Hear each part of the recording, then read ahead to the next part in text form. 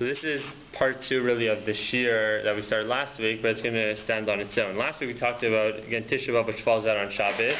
I mentioned then that it really splits up into 2 different questions. How does Tish, which falls on Shabbos, affect Shabbos? Are there any laws that we have to keep on Shabbos because it's the 9th of Av? And then, so that will almost be like a chumrah on a regular Shabbos. Shabbos is regular, so but is there any stringencies we have to take? And then the second part of the question is, how does it affect Sundays? The fast on Sunday, which is on the 10th of Av as opposed to the 9th of Av, different in this case will probably be, will it be any more lenient than in a regular year? So as you mentioned last week, and here's where I don't know how much I focused on it, that the Shulchan Aruch seemed to always take the opinion that when we push off Tish B'Av, it's as if Tish B'Av is no longer on the Shabbos, now it's on the Sunday. So therefore there's no prohibitions, anything, even the private acts of mourning, Barim Shabbat, when it comes to mourning, you're allowed to, you can't mourn publicly on Shabbos, you can mourn privately.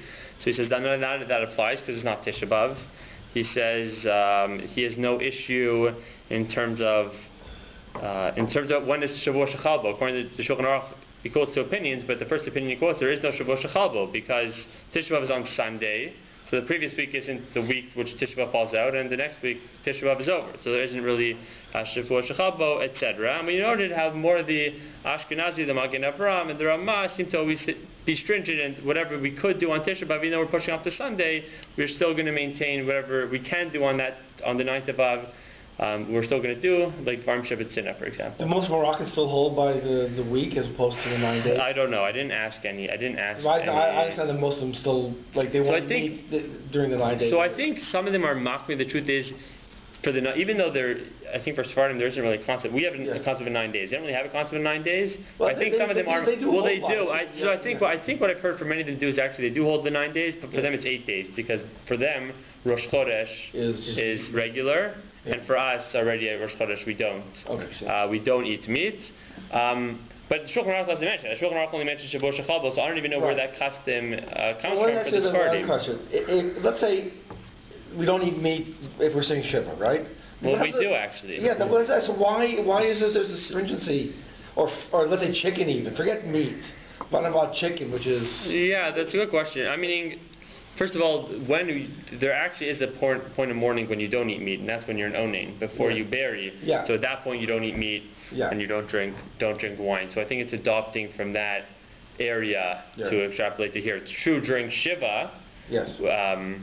Some people don't, but most people do. So I don't do that. I mean, it could be people have a custom law too, but there's no real. I don't think any sort of prohibition against it. If anything, the Tish B'Av itself is the day which most reflects either Shiva or even Aninus in some respect. You don't say, hi to people, well, that's Shiva, but there's some things you do. So that Rav Soloveitchik likes to categorize. He doesn't like to make up any new categories. So in the way he likes to establish all of the periods of mourning, he says has to reflect an existing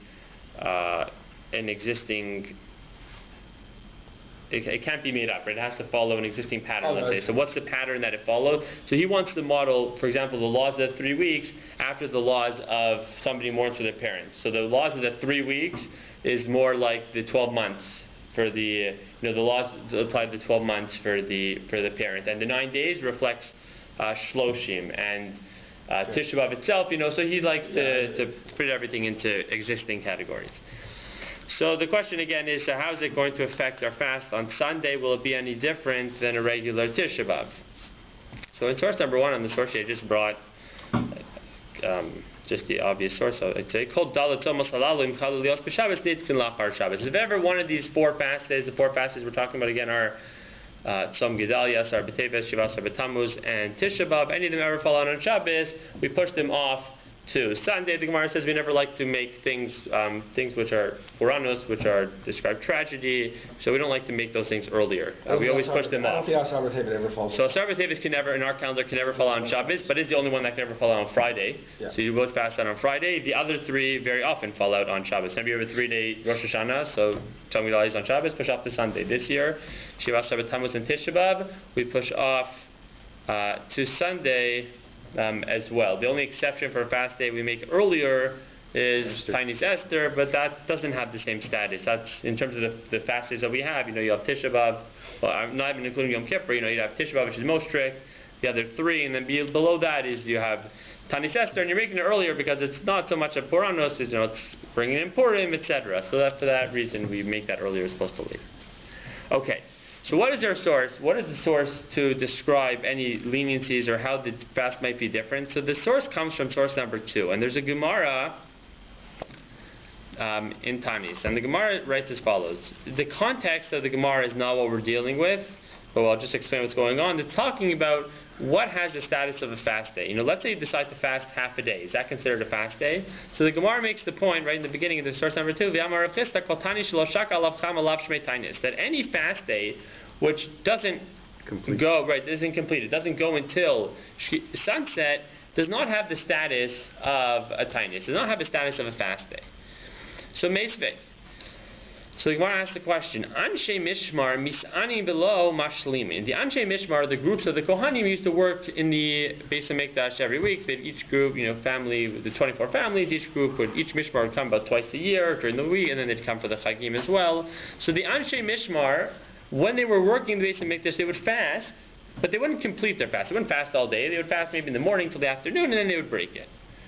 So what's the question? The Gemara is saying, it calls it a tainus, it says mis'anim, even though they're not completing the fast. So it seems like even a fast day which doesn't go until Shkia has the status of a fast.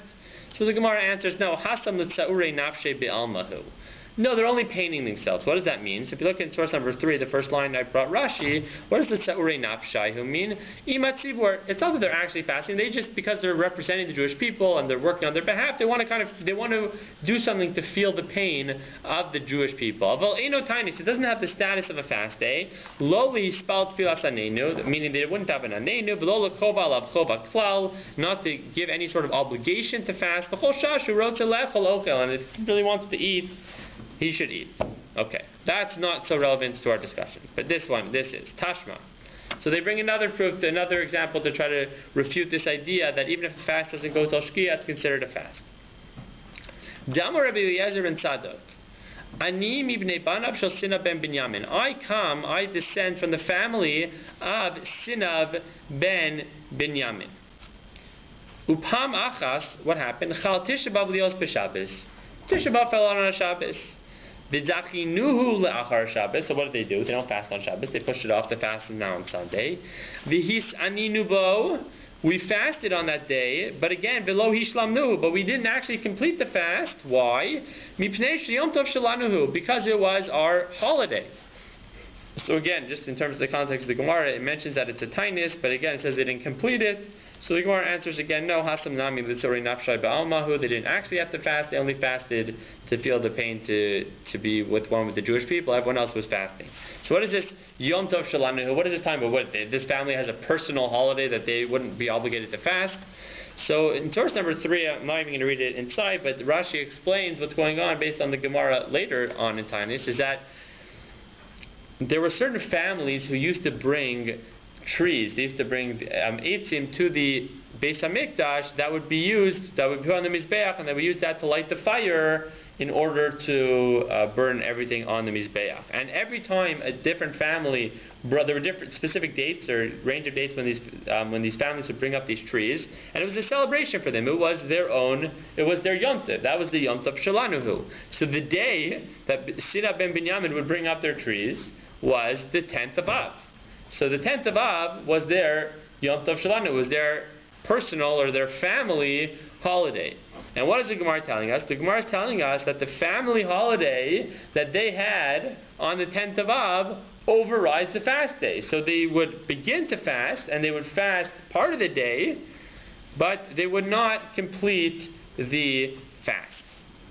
So that is the source of the Gemara, where you see already that a Tisha B'Av which is pushed off is going to be more lenient. If somehow, again, I don't think it would ever happen, but I think the idea is that, let's say the 9th of Av, they didn't bring their trees on the 10th of Av, they brought on the 9th of Av. Again, they probably would never have said that in the first place, but theoretically, if that could have been possible, I don't think we'd say, oh, Yom Tov Shalanu, that's going to override the fast day. We'd say, no, it's Tisha B'Av. But once Tisha B'Av is pushed off, we push it from the 9th to the 10th, we see already that there might be some leniencies associated with it. So how will that play out nowadays. So it plays out really in... Sorry? Isn't bris somewhat of a... Exactly. So it plays out exactly in two areas. It plays out... the main area which it plays out in Halacha, the Shulchan Aruch talks about is a bris. What's going to happen if you have a bris on let's say you had a baby today. Let's say you have a baby today, you have a baby boy today, and the bris is next Sunday. Would it be possible for at least the Baalei HaBris, so those associated, so the parents of the child and the Moel and the Sandak, would they be allowed to eat because it's a Yom Tov? Is that a Yom Tov for them? And then based on that, the other question that I brought here in sources 5 and 6 are just, can you use that for other leniencies? So the example I used here were a pregnant woman and a nursing woman were always more careful. They are obligated to fast on Tisha B'Av, which is not the case with the other 3 fasts. But maybe once we're pushing on Tisha B'Av, we'd be more lenient for that, for those groups as well. So if you look in source number 4, I brought here the Shulchan Aruch. So Shulchan Aruch tells us, Tisha B'Av shechal yos b'Shabbos v'nitchel yom Rishon. So here's where I need to modify a little bit what I said last week. And that was because last week I mentioned when I summed it up this morning that the Shulchan Aruch, we said that when he took Tisha B'Av, we said he treated it as if Shabbos wasn't Tisha B'Av, and he moved everything over to Sunday. So if you took that opinion, maybe you would say, oh, well, according to Shulchan Aruch then, if you have a bris, well, it should be like a regular Tisha B'Av. That's not the case. So Tisha B'Av shechal yos b'Shabbos v'nitchel yom Rishon. It's pushed off to Sunday. What does he say? Bal bris mispal mincha beor hayom gadol. You should daven mincha early, meaning whenever, let's say the 2 o'clock minyan, whatever it is. V'rochetz. Ve'eno mashlim tani. So he's not obligated to complete his fast. Why? Lefi sheyontav shalahu, because it is his personal yontiv. He has a bris on this day. It is a yontiv, using the bnei banav shel Sina ben Binyamin as the precedent. So there's no obligation to fast all day. They can break their fast midday. So the way to have to look at it is that the Shulchan Aruch would still say it's true. We're taking the laws of the 9th, even though he would say it like this, he would say even though the Tisha B'Av doesn't apply on Shabbos at all, because Shabbos will override anything on Tisha B'Av, it doesn't mean that the 10th of Av is still going to be as if a regular Tisha B'Av. You'd still have to say it's more lenient than usual. So that's what the Shulchan Aruch says. Shulchan Aruch says it'd be permitted to have the bris midday, and again, not everybody can eat, but certainly the parents and the Moel and the Sandak would be allowed to eat. I don't know why I didn't bring on the source sheet here. Who argues? So the Magen Avram argues. And the Magen Avram says that's not the case. And our custom is to, in fact, not break the fast on when the Tisha B'Av falls out. Again, when it's pushed off to Sunday and you have a bris, the custom would be like we do when it falls out on any other fast day. You do the bris towards the end of the day. The fast ends, and then you have a Suda afterwards. So the Magen Avram is strict, and I think that's the custom as far as I'm aware nowadays. I don't know. I'm sure it's not a very common case to have a bris, but could happen. So you can ask one of the Molim in the shul to see what why would it be any more uncommon than I don't know.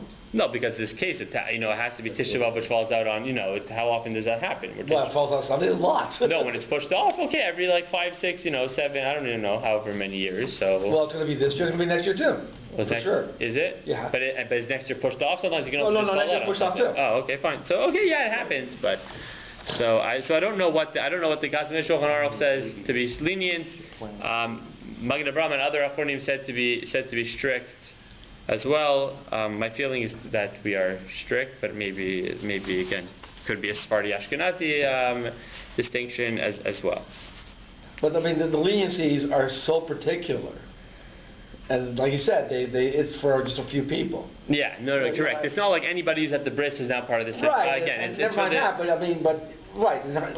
but the majority of the people. So then there's no. What I'm saying is, forget the people that go to the bris. I'm just saying 99.9% of the people, Jewish people that are fasting, there's really no difference.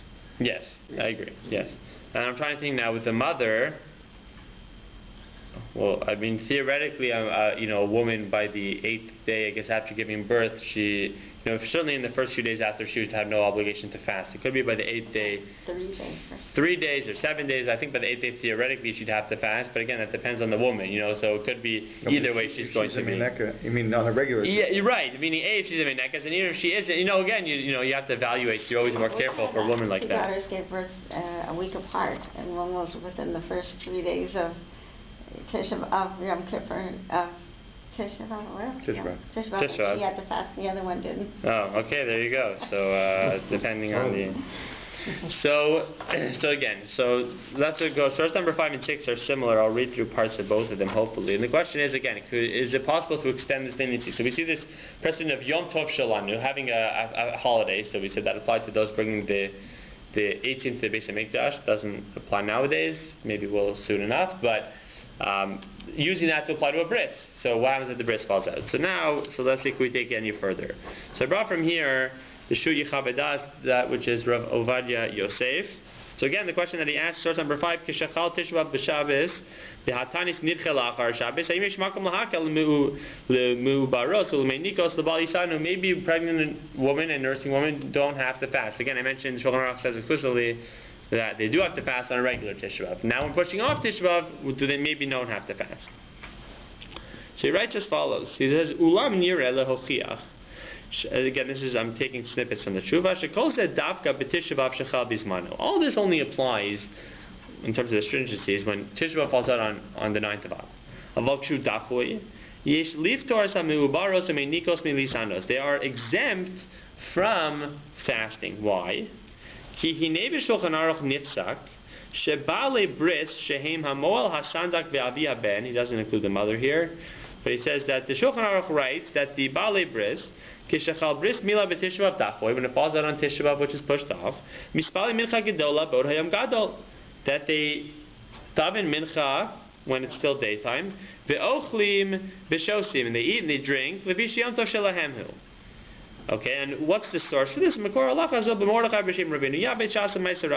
a story from the 12th, 13th century of a rabbi who had this case and he ate. So, whenever you have a story of somebody involved in eating, that's always much stronger than just giving a psak halacha. I'm pretty sure he ate it, unless he only gave the psak, but I thought he himself ate it. So he's saying here that so first of all, what he's saying here, Shulchan Aruch says, Bris Milah falls out and Tish B'Av pushed off, the Bali Bris are allowed to eat on the Sunday. He writes, then he continues, again skipping a bit. The Ritva, one of the commentators in the Gemara writes, Shebal Bris o Chasan Einam Rishayim Lahafsik Tanisam Be'arba Tzomos Apo B'Yom Tov Shelahemu. He says, the Ritva says that a Bal Bris or a Chasan even, and when it says Chasan here, it's actually not referring to during the Sheva Bracha, it's actually referring to the day of his wedding. And it's funny here, because here we're saying that they're not. So, why are you making a wedding after a fast day? Okay, that's question number 1, but we'll leave that. But also, question 2, one of the differences is that nowadays many people have the custom to fast on the day of their wedding. I think what they're saying here is that I don't know if it's different traditions. Other people had Dafka didn't fast the day of their wedding. It was a day of simcha for them. So he's saying according to that tradition that they wouldn't fast. So therefore, and let's say they're getting married, the most likely case, let's say, would be the 11th of Teves, right, after Asar B'Teves. So in such a case, they wouldn't have to break their fast, it's their Yom Tov. Sorry, I apologize. He says, he says in those cases they are not allowed to break their fast. They have to fast even though it's their Yom Tov. But he says, since these are days of public fasting, we're not going to say the individual has his own personal Yom Tov. It's going to go ahead can override that which the public is doing, fasting on the fast day. But again, all this, even the Ritva, only applies on the actual fast day itself, not when it is pushed off. So he continues now. Nimtza Shetanis shel Tish B'Av Dachoy. He writes that the Tanis that we have next Sunday of Tish B'Av, which is pushed off, Kal Yoser Mitanios Tzibor Ha'acheros Keshechalu Bismanam, is even though Tish B'Av is very strict, when Tish B'Av is pushed off, it is more lenient than any of the other fast days when they fall on the regular day. Why? Sheharei ba'alei bris einam misani b'Tisha B'av dafoi. Because according to Shulchan Aruch, when Tisha B'av is pushed off, the ba'alei bris don't have to fast. But let's say you have a bris that falls out on Tzom Gedalia, Tzar B'Teves, you're not allowed to break your fast. So Shulchan Aruch says when a bris would fall out on on another one of the fast days, on the actual day of the fast, you can't break your fast. But when it falls out on Tisha B'av, which is pushed off, you are allowed to break your fast. And therefore, so how is he going to extrapolate that to our case? Since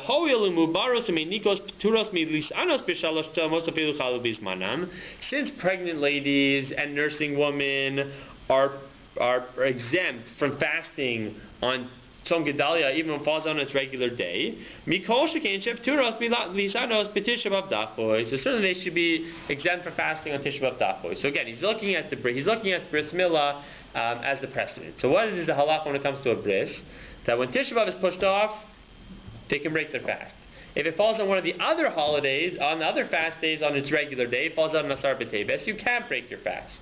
So if that's the case for a bris, so for a pregnant woman or a nursing woman who are exempt from fasting on those other three fasts, even when they fall on the appropriate date, certainly they should be exempt from fasting on Tisha B'Av, which is pushed off.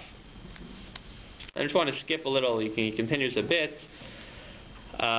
Just the second last line after the three dots. He says, "Mikol makom." I think this is obvious. Lo tochlena lisaneg b'machal mishte ela kadei kiyum haflai. It doesn't mean just because you're exempt from fasting that you go and you eat whatever you want. You eat enough that will be good. Again, if you're pregnant, again, kiyum haflai, to make sure you're healthy, the woman's healthy, and the baby's healthy, and for nursing also to eat enough that the baby will have what to eat. My brother's telling me that the Mesorah in Israel is apparently to be much more lenient when it comes to but even among the Haredim there is to be much more lenient when it comes to fasting than the tradition in North America. I think he's telling me it comes from the Chazon Ish. The Chazon Ish, who is known as like the Machmir on everything, was very concerned, for a woman, if anything would change the diet of a child, that could be, life-threatening. So apparently there's a Mesorah to be much more lenient in Israel than in North America, and the two chuvas I brought from here are actually Rabbi Yosef was in Israel, Rabbi Sternbach in source number 6. Also, he lived in South Africa a little bit. That's actually when he wrote this chuva, but he also is Israeli. So I don't know. I didn't see anything from Moshe Feinstein, anyone to be lenient, but there's certainly here he's saying there's room to be lenient. And source number 6, the Rav Moshe Sternbach as well. Is going to make some similar points. He's going to formulate it a little bit differently. So, can I ask just a like a sort of, but if let's say a couple of rabbis decide that the leniency is fine, is it possible some other rabbis will not say anything, so not to contradict it, but you understand what I'm saying? They just don't want to get. Yeah, also sometimes it's, for example, I can't tell you for sure, but, what Rav Moshe Feinstein published were probably the questions that he was asked. If nobody asked him this question, then... I doubt so. He wasn't asked these questions. So, right, it could be... you're right, it's a good question. I don't know, I didn't search through all the chuvas. But just in general, is it possible that they don't want to contradict because they don't want to... It could be, but some of these... I don't know. It could be. It could be that they wouldn't want to publish something against him, but privately they tell something differently. Yeah, no, that's what I'm saying. Yeah. That's possible. You ask two rabbis the same question. Right, you'll get two different answers. Yeah, no, I understand that. But there's a difference between asking a question and publishing a contra. Type of. Yeah, I don't know how much these, all the rabbis are concerned. Oh, he wrote X. Sometimes they'll incorporate what the other person wrote and then agree with it or disagree or say, you can, but. So it's hard to tell, It's also, is it possible that some rabbis say more, on any issue, they'll feel like this is really not an issue I want to get involved with? Yeah, it could be. Yeah, for sure. Okay, source number 6, Rav Moshe Sternbach writes also, so same question, similar question. He says, so they have to fast until chatzos. So the truth is, I don't think I incorporated here when Rav Ovadia Yosef, what he actually concludes, I think, even though he says they don't really have to fast, I'm pretty sure he still says, but it's better to at least start fasting and maybe even go till chatzos. So here, that's the question Rav Sternbach is asking. And why chatzos? So again, because what's our precedent? The precedent is going to be the Banav Shal Sina ben Binyamin. So they didn't fast all day, but even though it's Yom Tov Shalanuhim, they fast until chatzos. And the Bris Milah also, they fast until chatzos. So if we're going to be lenient for Muberes and Menika, are we going to say they should at least fast till chatzos, then we'll be lenient? Or could we say actually once that the whole leniency is different? So that's what Rosh Sternbach is going to say here. He says, "B'nistapakti in the tshuva im hadin kimo ba'atzei kohanim." Should it be like them? Temishani below mashlinim.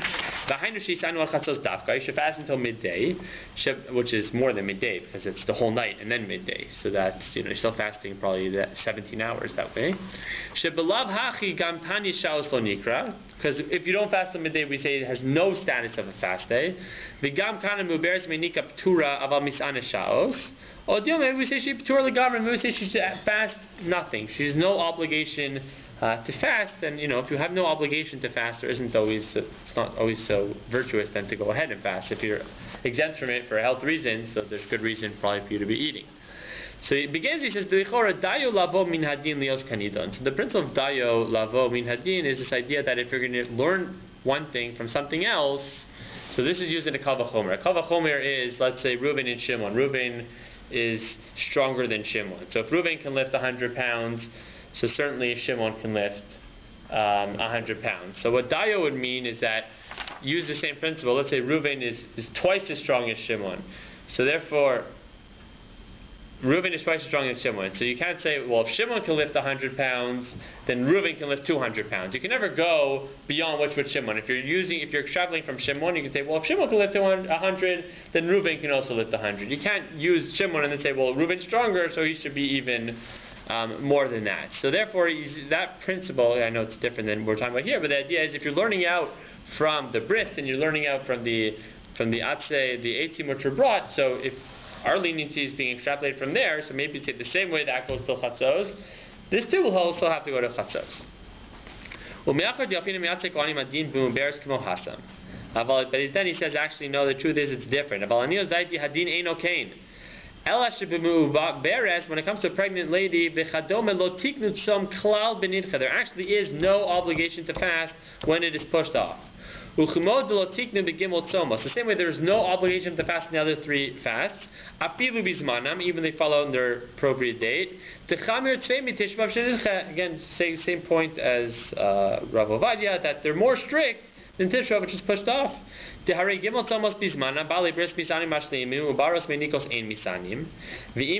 says, so to here, when it's pushed off, they only fast part of the day and they don't complete it. They kill Tvei Gimel Tzomos. It says, Im Kain, Miuberes Meinekas Logazu Begimel Tzomos, Koshkesh Logazu Behobtanis Petish Vav Shenitche. And what he ends up saying is that even though we might be using the bris as a precedent, it's still different. Because when it comes to the bris, they're obligated to fast, but the Yom Tov, their personal Yom Tov overrides it at the end. When it comes to Miuberes, the same way we say very often when it comes to somebody who's sick, Lo Gazru Rabbanan. The Rabbanan never even instituted any prohibition for them.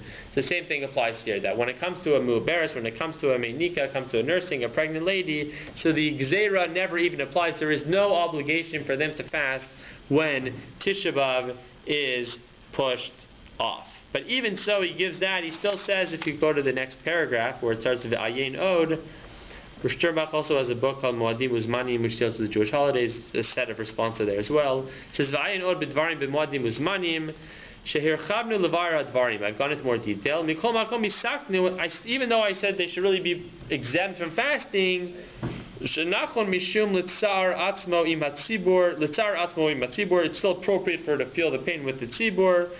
The idea what he's saying is that you should at least start fasting, meaning start your fast.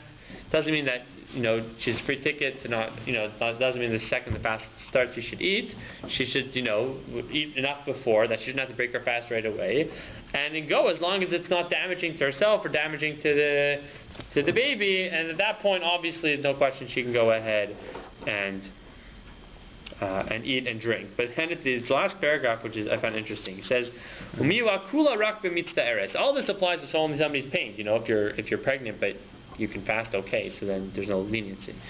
But he says, and also in the hot countries, but where it's very hot outside, it's very painful. So there I agree there should be a leniency. In South Africa, he says it's winter and it's cold and the day is short. I mean, it's true the day is short, but it's still a 25-hour fast, so it doesn't help all that much. But so even in South Africa, through this, I wouldn't apply this leniency. That's only when they're really in pain. Again, she has to at least wait until it becomes very difficult for her. So he wants to be lenient in general. He says, but I'll be more more ready to be lenient in these hot countries where it's colder in the winter. Not as ready to be as lenient. Now, I don't know what would he say about air conditioning. I don't know when he wrote this. Let's say you're in air conditioning inside all day. Is that at the status of a cold country? Probably not still. But anyways, so you see certainly here what they all certainly Medina. They think they should be makel. They should not be obligated to fast. But like always, still appropriate to fast a little bit fast until you could. I don't know what Rabbi Koropkin says. I know. It wasn't. What other fast was pushed off this year? Was it 3-day Yontif for Rosh Hashanah? No, the other way around. No, before that. I think Tzom Gedalia was pushed off, wasn't it? No. No. It's the other way around. We're Monday and Tuesdays. No, not this past year. Yes, it was.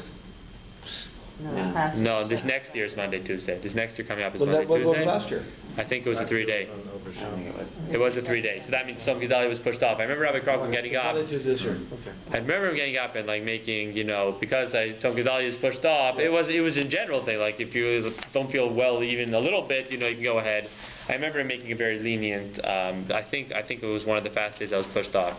I don't know what he specifically says about this question. I would assume he'd go in a similar. But now also you got issues with sitting on chairs and stuff also. So how would that apply? So a pregnant woman. Sitting. If it's really uncomfortable, she can't sit on a low chair. Then she can sit on whatever she could. Okay, so that sums up in terms of some of the leniencies that might apply to Tish B'Av. It's limited. If somebody's healthy and normal, then obviously they have fasted regular. But again, for a bris or extenuating circumstances, there is certainly more room to be lenient than usual. Some of the other issues are just going to come up in terms of this year. Some of these apply specifically because it's pushed off, and some of them apply even if it would be a Tish B'Av which is on Sunday, just to transition from Shabbos into Sunday, some of the different halachos that we have. So in source number 7 here in the Aruch HaShulchan, he talks about, I don't think it's going to be so relevant for us, but he says, Upshal Tish B'Av b'chol, when Tish B'Av falls on the weekday, so noagim lachot haminalim kodem barchu. So you take off your regular shoes, you can put on your non-leather shoes before barchu. The problem is, now when it falls out on Shabbos, because now you're preparing for Shabbos for after Shabbos. On Shabbos you're not supposed to mourn, so now it's more complicated. How do you deal with, putting on non-leather shoes, which is an act of mourning, and doing it, but you still, the transition from Shabbos right into the Tish B'Av is what do you do? So he writes, Uchshechal b'motzai Shabbos, when it falls out on Motzei Shabbos, Raka shlich tzibor choletz kol barchu. So the shlich tzibor takes off his shoes before barchu. The reason is because, we'll see why. V'chol ha'am, but everybody else, chol tzim achar barchu. Everybody else, they would say barchu in shul. Right after barchu, everybody would have their non-leather shoes, switch shoes, and then they continue davening. I know one year when I was in camp, they tried to. It was Tish B'Av fell out on a Sunday. It was pushed off. So they tried to get everybody beforehand, and dealing with 300-400 campers and staff who are also 17, 18 years old, to bring their shoes before and keep them in shul. It was a disaster. It didn't work.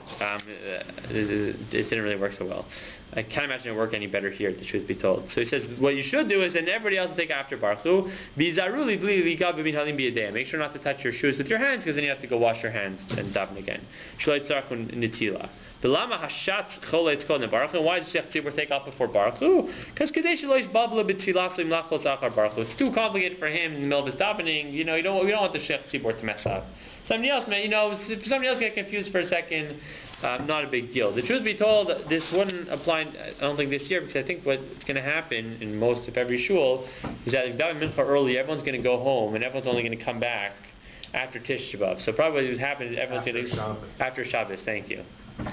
So what you would do is you would probably go home, say Baruch HaMavdil, then switch shoes, probably at that point switch shoes, and then once you're coming to shul, if you're driving to shul already, so then, you can be wearing non-leather shoes. Why do we have to start the fast before Havdalah?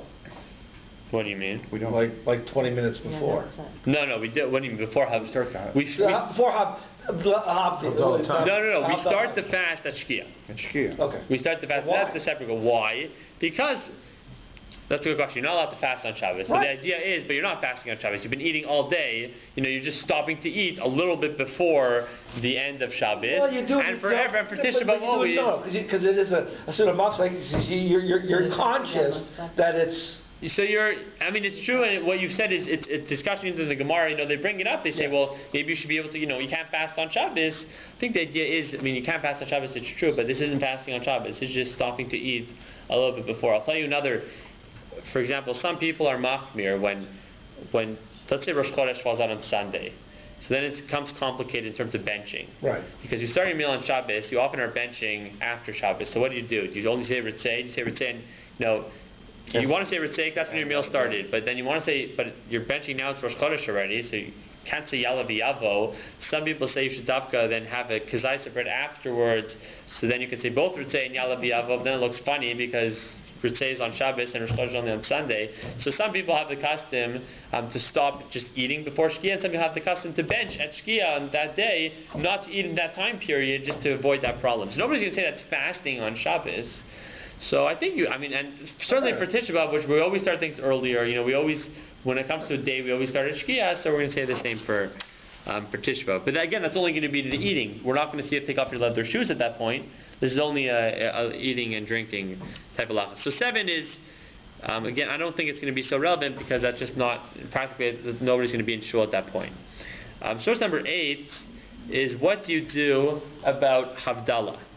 So I'm just not going to read it inside. I have brought the Aruch HaShulchan. So what we do about Havdalah is you break it up into 2. And that Saturday night, what you're going to do is you're going to make just Borei Me'orei Ha'esh. That is it.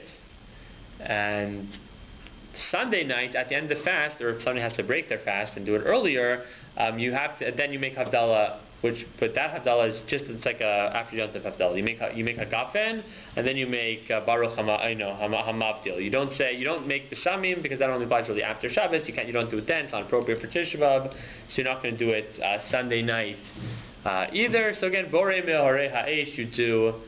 So I don't know what the rabbi's going to tell us to do. If everyone's going to, probably what he'll tell everyone to do is say it. Probably everyone will say it together in shul after Mariv, right? Because everyone's going to come back after Shabbos, but to say Mariv, so probably after Mariv they'll say Borei Me'orei Ha'esh, in shul for everybody, and then Sunday night after the fast you make Havdalah, Hagafen, and Hamavdil. What do you make for her at home? What? For Morei Ha'esh? I should probably make herself. She can do herself, whatever. It should be done. She's not coming. Yes, it should be done. Yes, it should be done. For Marish and Hamavdil and Kodesh, right? Yeah, Hamavdil and Kodesh. Well, no. On Shabbos night? Well, Saturday night you're not going to make Baruch Ham. No, the only bracha you make is Borei Me'orei. You would say Baruch Hamavdil and Kodesh L'chol, but you wouldn't make a bracha on it. Okay. The only bracha you make is Borei Me'orei, and Sunday night is when you make Sunday night on wine or not on wine?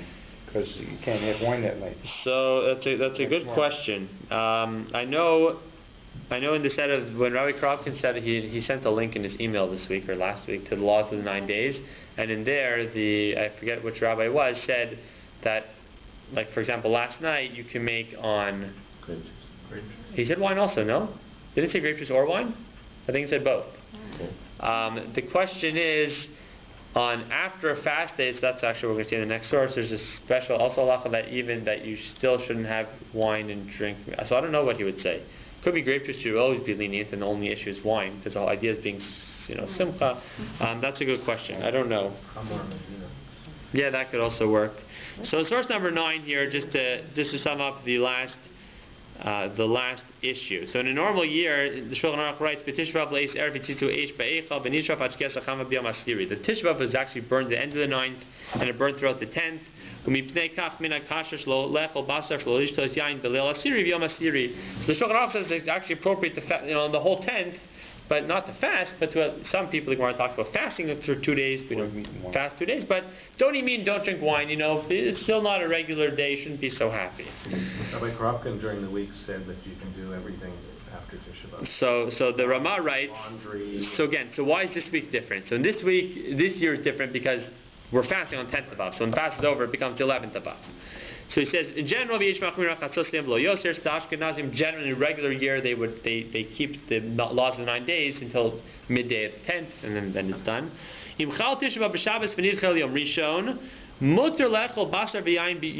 That it's mutter to eat meat and drink wine on Monday, because that's already the 11th of Av. But the night, but the night, right after Sunday night, it's actually still forbidden to eat meat and drink wine. It's not appropriate right after the fast. Again, this doesn't apply to Yom Kippur or any other fasts. Tish B'Av is the most strict in this case because it's a fast that comes out of mourning and it's a full 25 hours, etc. So you don't eat meat and drink wine after Tish B'Av, even though it's the 11th of Av and there's no reason to be strict. And the Mishnah Berurah in source number 10 writes, and even this stringency only applies to basar and shtiyas yain. He says, aval b'tispores, when it comes to a haircut or laundry or these other prohibitions which don't do during the 9 days, that would be permitted immediately after Tish B'Av. Also, it's funny, where did he say that? In one of the minyanim? Because in the email that he sent out, that wasn't so clear. He sent out 2 emails in the beginning of the week. And he sent out the corrected one. Because the first email that was sent out, it said that you should observe the laws of the 9 days until midday Monday, which isn't the case this year because that's the 11th. So he corrected it in the second email saying that, no, we only observe it until the beginning of Monday. Like, you observe it that night. But even that, so that shouldn't be the case, because the only thing you're observing until the night is meat and wine. Everything else should be permitted right afterwards. So that wasn't so clear from the email, but that makes certainly complicated, meat and wine. Sorry? He's making Havdalah complicated because he says clearly meat and wine you shouldn't have. Exactly. So that's why. But it could be Havdalah is different. So that point of itself, I'm not, and I don't know if this. Something that would be different than this past Motzei Shabbos, or the same way during the 9 days we don't have wine, but we still have. This is only just keeping the laws of the 9 days, really. So the same way you'd have grape juice and wine then, I don't know if this should be any different. And for Havdalah, we should be lenient. Okay. Hopefully we shouldn't have to observe Tish B'Av this year, but everyone have a good week. Okay, the Shir is going to go on hiatus for a little bit. Till next week's Tish B'Av, and then we're going to. I want to start it up at least for a few weeks, depending on what I do next year, at least for a few weeks, maybe at the end of the summer, before the Chagim. Again, it's complicated a little bit because the Sundays in September are Labor Day Sunday, then Erev Rosh Hashanah already, so then it's like, then it starts to make tshuva. So maybe if I can, maybe we'll do the end of August, a week or two, and we'll see, and then we'll take it from there. Okay.